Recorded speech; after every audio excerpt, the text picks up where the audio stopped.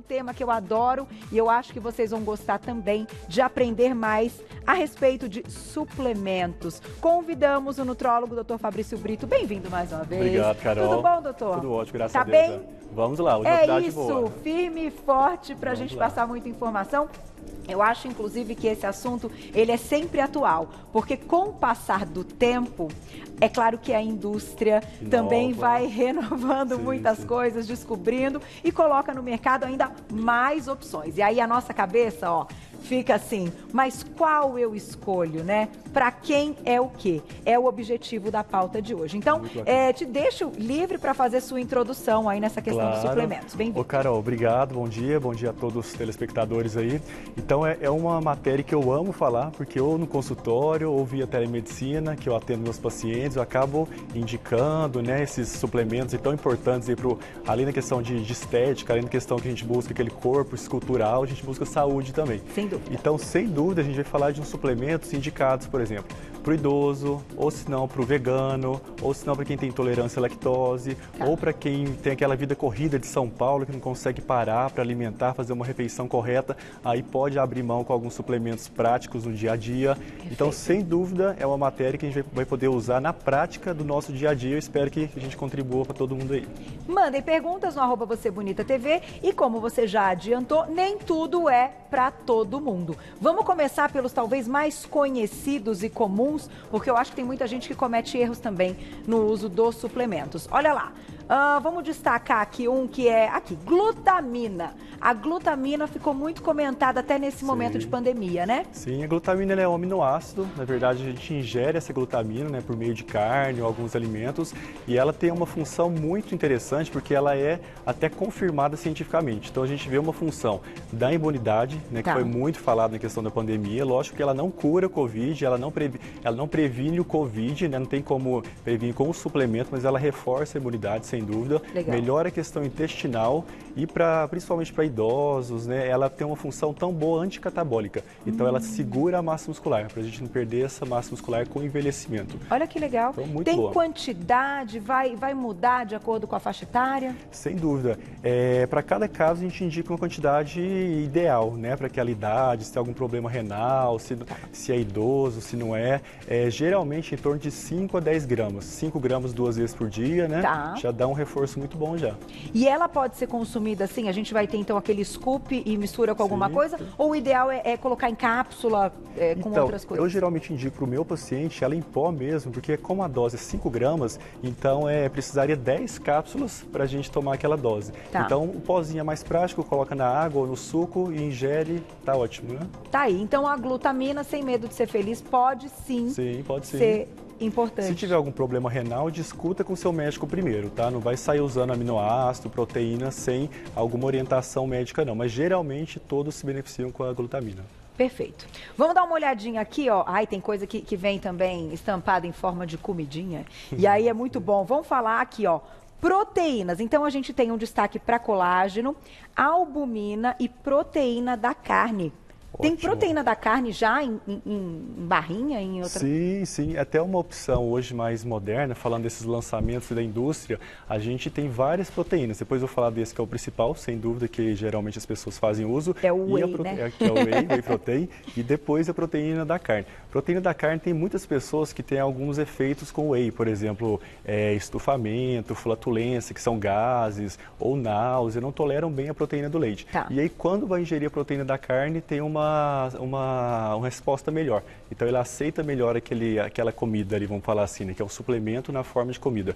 E aí a gente pode abrir mão de quê? De suplementos como barrinhas ou mesmo em pozinho mesmo, e várias estratégias para o paciente ter essa adesão no dia a dia. E ter aí a proteína. Agora, proteína. Pensando agora, até para tirar dúvidas, todo mundo, quando começa uma atividade física e procura, né, mudar os hábitos, a musculação, exercícios funcionais, enfim, todo mundo vai com uma expectativa que necessite fazer a suplementação com whey protein ou com essa já em outros formatos, como o doutor comentou. De fato, a gente pode dizer que sim, para quem tem a prática da atividade física diária, vai ser muito bem-vindo colocar o suplemento, ou ainda tem aquela questão que se você colocar a comida, né, e usar a refeição como a sua fonte, tanto energética ou pós-treino, o resultado vai ser parecido. Como é que é essa história? Não, muito interessante. Até quando a gente pode iniciar, dar o start na suplementação? Bem interessante essa pergunta. Eu sempre falo para o meu paciente que a cada dia mais a gente precisa de recorrer a suplementos, porque não tem como a gente parar para a gente fazer aquela refeição ideal, ou mesmo se a gente para, a gente não consegue ter, por exemplo, uma verdura orgânica, a gente não consegue ter uma carne que a gente sabe a procedência daquela carne, então é muito complexo, muito difícil isso, principalmente numa capital, numa metrópole.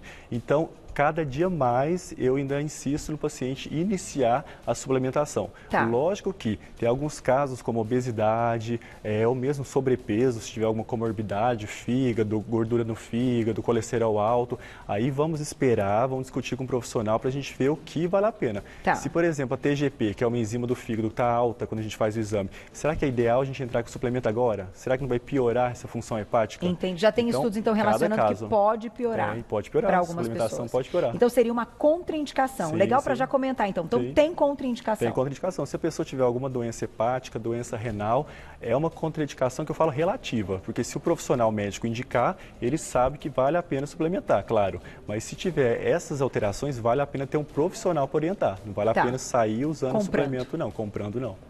Agora, a minha pergunta vai ao encontro pensando no todo do dia, né? Então, você vai ter lá os momentos da sua refeição e, em determinado momento, caberia o seu whey, e aí você aproveita e já fala do whey tão comentado. Sim. Só que as pessoas, muitas vezes, não dão conta que esse suplemento também tem calorias. Exatamente. Então, o fato da gente colocar no nosso dia a dia, a gente vai ter que tirar de algum lugar a caloria de alguma refeição, não vai, doutor? Então, é por isso que é importante esse planejamento alimentar, né? Não só uma dieta, esse planejamento alimentar. Se a gente vai incluir um suplemento, é porque a gente está precisando dele a mais, ou porque aquela refeição ali a gente não está conseguindo suficientemente repor aquela refeição. Então, são dois casos, né? Tá. Então, não é sair usando suplemento, a gente já tem uma refeição ideal, já está consumindo uma dieta hipercalórica. Será que é momento de aumentar o suplemento? Então, para cada caso é um caso. Se for, por exemplo, o canal que a gente mais atende, por exemplo, que é emagrecimento, gordura corporal, aí sim é uma estratégia muito boa, porque aí o paciente, por exemplo, ele pode largar de fazer uma refeição ali que tenha carboidrato, que ele compraria na rua, e pode ter uma barrinha proteica, por exemplo, uma barrinha proteica que tem 0 açúcar, tem uma proteína de alta qualidade. Então, tem que saber usar em cada caso. Porque fiz a pergunta até como um exemplo, eu não tenho aí uma familiaridade com o próprio whey, o shake, eu tenho uma certa aflição até do consumo. E eu prefiro minha parte em comida, eu brinco. Eu brinco, eu já como tão certinho que assim, deixa assim, né? Não, o ideal Só é a comida. Que vocês gostam de falar daquela janela de oportunidade, que é o pós-treino, que pode ser sim eficiente para ir direto para o músculo. Isso é real? Você falou no assunto que eu acho que, principalmente quem pratica atividade física, musculação, agora sim vai interessar mais ainda. Sem dúvida, nesse momento, se a gente ingerir uma proteína de uma absorção mais rápida, a hidrolisada ou a isolada, que tem vários tipos de proteína, mesmo whey. Então, se a gente absorver essa, mesmo que seja 3W ou concentrada, a gente vai ter uma resposta bem melhor de absorção daquela proteína naquele momento pós-treino, pós-fadiga, para a gente estimular a hipertrofia, para a gente estimular aquela queima de gordura imediata, do que se for recorrer a uma alimentação. Isso é fato, isso é científico. Se a gente recorrer a suplemento nesse momento, para esse objetivo, sem dúvida não tem como comparar. Eu acho que vale a pena você até iniciar isso. Pós-treino vale a pena. Pós-treino vale a pena, melhor qualquer refeição. Sim. Vale sim. Mas só após atividades que a gente tenha um esforço muscular, enfim, de peso, vamos dizer assim, porque com todos a gente tem esforço muscular, né? Eu digo, uma musculação em si, ou atividades aeróbicas também podem funcionar? Aeróbica também. Tanto é que tem alguns suplementos aqui que a gente vai falar, que, por exemplo, quem faz atividade aeróbica, tem a carnitina, né, que ela é um acelerador metabólico, que vai ajudar muito mais o rendimento, inclusive, daquela performance do exercício, para ter uma resposta, depois de ganho muscular e de perda de gordura, bem melhor do que quem não consumiu o suplemento, por exemplo. Onde está a L-carnitina? A carnitina está aqui. Tá aí, ó. Vamos mostrar a L-carnitina, então. Essa deve ser ingerida antes. Isso, pode ser antes e durante, por exemplo, aquele que faz uma bike 3, 4 horas, né, de bike, com certeza tem um benefício muito bom com a carnitina. Eu vou aproveitar e colocar uma perguntinha do público e aí a gente já discute essa questão da quantidade de treino e da intensidade desse treino, se vai mudar alguma coisa. Quem escreveu pra gente na tela, olha lá, esse assunto é bacana. Obrigada, Cá, um beijo. Qual a diferença entre o ácido alfa-lipoico e a coenzima Q10? Olha, são duas substâncias muito boas para a gente trabalhar com a questão de metabolismo, de acelerar a performance de treino, de acelerar o metabolismo. Inclusive, tem alguns pacientes que usam aquela simvastatina, que com o uso da simvastatina diminui muito a coenzima Q10. Então, é até uma informação muito boa que quem faz uso dessas vastatinas, tem vários nomes comerciais aí que agora eu não lembro, que tem um benefício muito bom que usando, por exemplo, coenzima Q10, porque é comprovado que com o uso desse medicamento a gente tem uma diminuição da coenzima Q10. Então, sem dúvida, uma pergunta bem interessante e geralmente eu associo os dois mais a L-carnitina, porque a gente trata no paciente um assunto que a gente chama de respiração celular. Tem muito artigo científico mostrando isso, a questão do envelhecimento e a perda de mitocôndrias, a perda daquela produção de energia que as mitocôndrias fazem, e aí a coenzima Q10, o PQQ e a L-carnitina, por exemplo, esses três, esse combo eu sempre prescrevo para o meu paciente, porque eu trabalho no anti-envelhecimento, na longevidade saudável, inclusive. E esses daí não vão mexer muitas vezes com frequência cardíaca? Não, nada, não porque são estimulantes. Porque eu acho que há uma preocupação muitas vezes, né? Não são estimulantes. Não são estimulantes. Legal, já já a gente fala sobre isso também. Vou botar mais perguntinha do público, olha lá quem escreveu pra gente. Obrigada, Daiana, um beijo para você. Qual o melhor horário para ingerir a glutamina, em jejum ou associada aos alimentos? Interessante também. A glutamina, geralmente a gente usa ou uma vez no dia, de manhã, que geralmente é uma prática aí nos consultórios do médico prescrever de manhã em jejum, ou mesmo pós-exercício. Porque como é um momento de estresse, que a gente passou de estresse ali de exercícios, se a gente repor isso com o aminoácido que tem essa função de anticatabólico, a gente vai ter um resultado até melhor de hipertrofia, né? De resultado pós-estresse, vamos falar assim. Então, sem dúvida, de manhã em jejum e pós-treino. Melhores horários. Melhores horários. Tá aí. Já mais perguntinha do público, mas acho interessante a gente comentar então essa questão da contraindicação e quais seriam esses suplementos então que podem aumentar a frequência cardíaca, que se tornam até perigosos dependendo da quantidade que a pessoa ingerir, né? Eu até deixei um guia só sobre esses suplementos, que são esses pré-treino com estimulante. Tá bom. Então, aí tem vários, né? Eu coloquei só uns exemplos aqui. Tem cafeína, tem ioimbina, tem vários estimulantes aí que aumentam a frequência cardíaca, pode aumentar a pressão arterial, dar dor de cabeça, ter sintomas de lipotímia, de desmaio, né? Então, esses aí com orientação geralmente. Geralmente são vendidos em farmácias, em receita, né? Então, é fácil de ter, o paciente é fácil de comprar esse medicamento. Mas, principalmente, se tiver doença cardíaca, se tiver pressão alta e se tiver problemas gástricos, né, gastrite, úlcera, cuidado, né? Vamos ver se é indicado para esse caso aí. Gente, é um negócio, às vezes as pessoas querem um resultado rápido, querem ter mais eficiência na atividade física e acabam comprometendo seriamente. E jovens a gente vê, né? Fala, não, sou jovem, tudo certo. Só que não. Né? É verdade. E aí o problema vem, a falta até da maturidade, responsabilidade para lidar, então legal a gente comentar. Vamos para mais perguntinha, olha lá quem escreveu pra gente. Obrigada, Claudinha, um beijo. Sobre a ação da creatina e betalanina antes do treino, qual o melhor momento para tomar? Eu ia entrar nessa da creatina, que ela também é muito usada, né? Que interessante, Cláudia. Sem dúvida, o suplemento creatina é um dos mais antigos, tá, da ciência, que são comprovados cientificamente. Então, ela é um ergogênico, que a gente chama. Ela aumenta a força, ela aumenta o ATP, né, que a gente fala que é a força direta ali. Então, quando a gente usa ela antes do treino, longe da cafeína, tá? Porque a gente também tem o hábito de querer tomar cafeína antes do treino e a creatina junto, então acaba atrapalhando um pouquinho a absorção dela, inclusive. Então, a creatina, ela antes do treino, ela dá uma força para a pessoa fazer esse treino com mais performance, sem dúvida, muito bom. Tá? Agora, para aquele praticante de musculação que quer aumentar o volume também, tem uma forma de creatina que a gente, aumentando ela pré-treino e pós-treino, a gente pode dar até um volume, né? Um inchaço. Isso é interessante para quem busca aumentar o inchaço. Para mulher que geralmente não quer isso, uma dosinha pré-treino já é suficiente. Então, pré-treino, creatina, altamente indicado. Agora, a betalanina. Nossa, muito bem. E até coloquei o pré-treino aqui. É bom que eu já explique esse guia aqui. O público do Você Bonita sabe tudo, bem informado já. pré-treino com vasodilatadores. Então a beta-alanina entra nesses pré-treinos porque ela junto, por exemplo, com o óxido nítrico, né, com a arginina, elas fazem a parte de um grupo que aumentam a produção de um gás, né, óxido nítrico. E aí pode aumentar essa vasodilatação, que isso pode também dar uma melhor performance, porque como dilata aquele vaso para o músculo, então o nutriente, o sangue vai para aquele músculo mais fácil. Tá. E aí fornece mais nutrientes para a hipertrofia, né, para aquele resultado esperado local. Sem dúvida, antes do treino. Agora, tem uns pacientes que não toleram tão bem a beta-alanina antes. O que eu faço? Então, para ter o resultado dela também, eu deixo ele usando durante o treino. Então, ele toma aos poucos para não ter náusea, queimação e não deixar de fazer o uso. Né? Alguns podem apresentar, então, esses sintomas. Entendi. Vamos colocar mais perguntinha? Tá bombando, chegaram várias, olha lá. Drica, obrigada, um beijo. Gostaria de saber se tem horário específico para o uso da biotina e do colágeno. Vamos aproveitar e já falar do colágeno. Legal. Se os sucos cítricos potencializariam ou atrapalhariam a absorção. Nossa, altamente importante essa pergunta, porque a gente toma tanto colágeno aí. Será que está fazendo efeito? Será que a gente está jogando dinheiro fora? Então vamos tocar até no assunto do colágeno, que eu acho que é dos mais queridos aí, principalmente pelas mulheres, né?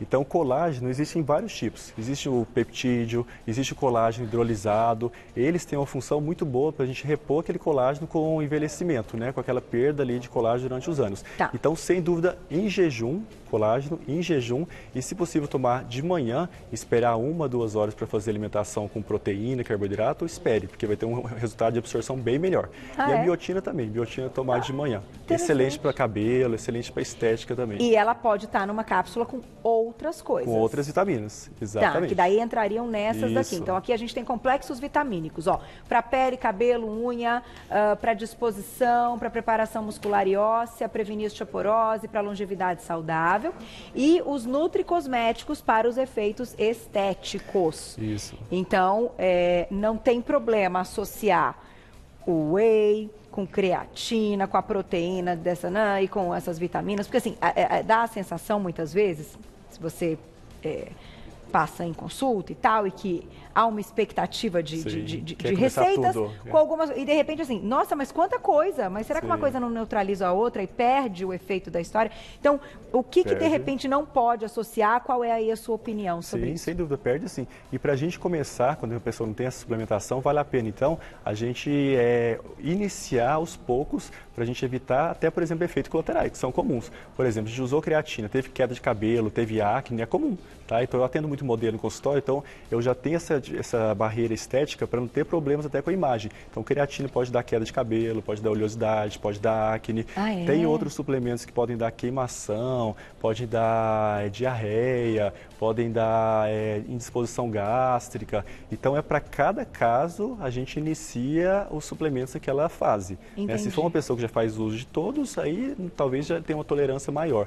Mas não é sair usando tudo isso aqui que a gente está vendo hoje, não. É para a gente iniciar aos poucos, vendo a necessidade de cada um. Por exemplo, complexo vitamínico. A gente tem que saber a dose de cada um, se é vitamina D, se é C, qual que é a vitamina indicada para aquela idade, se tem algum problema renal, se tem um problema cardíaco, se o ômega 3, por exemplo, que é o anti-inflamatório, que está dentro dessas cápsulas aqui, vamos falar juntos, tem um problema cardíaco, vale a pena uma dose maior ou não, se é uma dose inicial. Então é para cada caso a gente ter esse cuidado. E exames periódicos para comprovar que tudo isso está fazendo sentido ou não é necessário. Sem dúvida, vitaminas, né? A gente pode estudar a questão renal, se teve algum impacto com os suplementos. A gente pode estudar a questão hepática para ver se teve algum também sobrecarga do fígado com os suplementos. E até os minerais que a gente pode repor, por exemplo, iodo. Tem alguns pacientes com hipotireoidismo, problemas da tireoide que a gente pode beneficiar com iodo. Então a gente tem que acompanhar, não é só iniciar sem ter um parâmetro, né? Sem fazer exames que vai ter algum prejuízo. Perfeito. Ó, tem perguntinha sobre isso. Quem escreveu pra gente, olha lá. Obrigada, Rafa. Um beijo pra você. Recentemente, no meu exame de sangue, a creatinina deu no limite para mim, de 1,25, né? Aí tem a medida, né? Micrograma, eu acho, né? Isso contraindica a suplementação? Doutora, essa pergunta é boa porque alguns exames são exames que nós temos aí um acúmulo de algumas coisas e outros, eles dão o resultado de algo que a gente fez no dia anterior como consumo. Não tem isso? Tem isso, sim.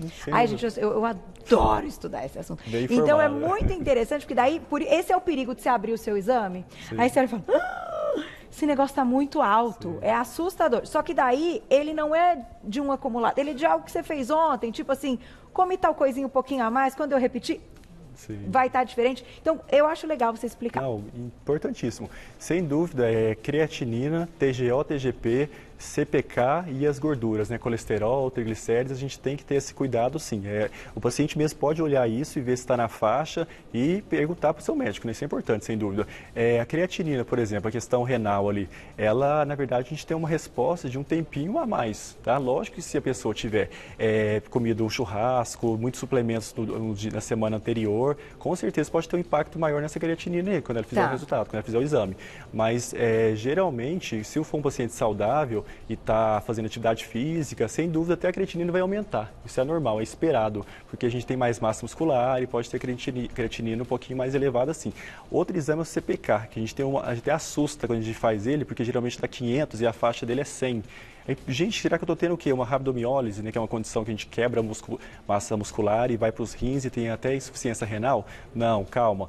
Quando a gente faz alguma atividade física, se for no dia anterior, a gente pode elevar altíssimo essa análise de CPK e é normal, é esperado aquele valor. Entendi. Tá? Então tem que saber a cada caso, mas a creatinina dela é uma creatinina que a gente tem que acompanhar sim, porque está no limite. Eu não sei se ela tem muita massa muscular, se ela faz atividade física, se Eu ela acho que é o Rafa, foi de homem essa pergunta, não foi, Glaucia? Foi o Rafa? Foi do Rafa, Foi do Rafa? Às vezes a questão também sim, e do tem que estudar homem também o parâmetro, né? O parâmetro anterior, se era alto já, se não era entendi, alto. fazer uma comparação. Isso. E você acha que vale, então, muitas vezes, para esses específicos exames que estão fora do valor de referência, vamos falar assim, né? Repetir? Dá um tempinho? Sim, sem dúvida. O médico que faz esse acompanhamento, ele tem que saber quando vale a pena repetir. Se for o CPK, que já era esperado aumentar, não precisa, né? Porque o médico já sabia que seria alto mesmo o CPK daquele que faz atividade física. Mas se for o caso dela, com certeza dele, depois a gente poderia até ver se tem algum problema renal ou não, se era massa muscular mesmo, né? Perfeito. Muito bom, doutor. Né? Respondemos. Eu acho que vale sempre o check-up, conversar com o médico, porque eu enxergo essa questão até de nutracêuticos, das próprias vitaminas e de algumas coisas, introduzir de forma coerente e inteligente. Sim, porque se a gente já entende que só com alimentação o solo não é mais tão rico assim para trazer todos esses nutrientes que a gente precisa, pensar que a cápsula também não tem as calorias faz com que você consiga ter ali o equilíbrio das suas refeições e se puder faltar alguma coisa, a gente completa uma cápsula. E a dose certa, a hora certa, né? Então, assim, tudo é bom senso. Eu acho que nesse assunto sem dúvida, tem que ter prevalece, saúde, né? Tem que ter saúde, né? É isso aí. Obrigada, Eu viu, que agradeço, doutor? Carol. Olha, quem quiser saber mais, eu vou deixar o contato do doutor. Se você puder também responder umas perguntinhas que chegaram lá no nosso Instagram, que não foram respondidas, vai lá para segui-lo, é o @doutorabreviado Fabrício M. Brito, @doutorabreviado Fabrício M. Brito, tudo junto. Eu vou deixar um telefone de WhatsApp da clínica, que é o 94970-0866. 94970-0866. Você já encontrou um trabalho do doutor. Muito obrigada. Até a próxima, viu?